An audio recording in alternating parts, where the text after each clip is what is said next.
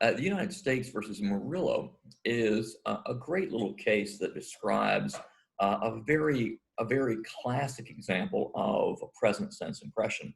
The facts are completely crazy. In this case, this fellow's stepfather is worried that his stepson's life is getting off track, and so he hires these three people to take him to Vegas, where he's to get a job and to get a divorce from his wife. So you'd think Vegas would be the last place that someone who is jobless and a drug addict should go, but that's where his stepfather's having these folks taken. So the whole thing kind of goes awry, and one of the people in the party that's to kidnap or take this guy to Vegas, um, one of the people in that party ends up being killed by another member of the party. And so what actually happens that's relevant to our particular issue of a present sense impression? So the woman who's about to be murdered, she calls McGuigan, and I think that's the way you pronounce the name. She calls McGuigan and says, I'm here with Diana and Rico, and I have a bad feeling. The part about having a bad feeling is not actually part of the court's consideration. I assume it was not admitted, and I cannot imagine that it would have been admitted. However, the part that does get included in the trial is the victim's statement right before she's killed. I'm here with Diana and Rico, as she's talking to someone on the phone, McGuigan.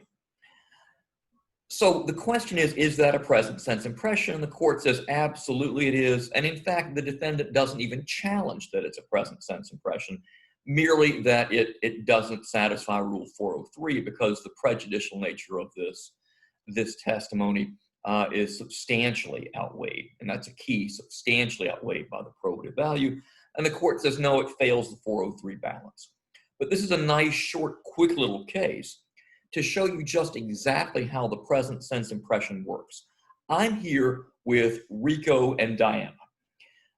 That's a contemporaneous statement of something that's going on that the person describing it is contemporaneously seeing or experiencing. That satisfies a present sense impression. It's believed that that present sense impressions are not fraught with the same kind of concern about misrepresentation, because when you immediately convey information that you then see, hear, etc., then you wouldn't have had time to concoct a bad story or a false story. And so we assume there's a certain type of accuracy. Now, of course, present sense impressions are fraught with misperception. We don't know if the person who is reporting seeing something can see well. We don't know if the person reporting hearing something can hear well. In fact, my colleague Stephen Baker McKee wrote an article that looked at the tweets that were sent out immediately after the Boston Marathon bombing. And most of these tweets were factually inaccurate.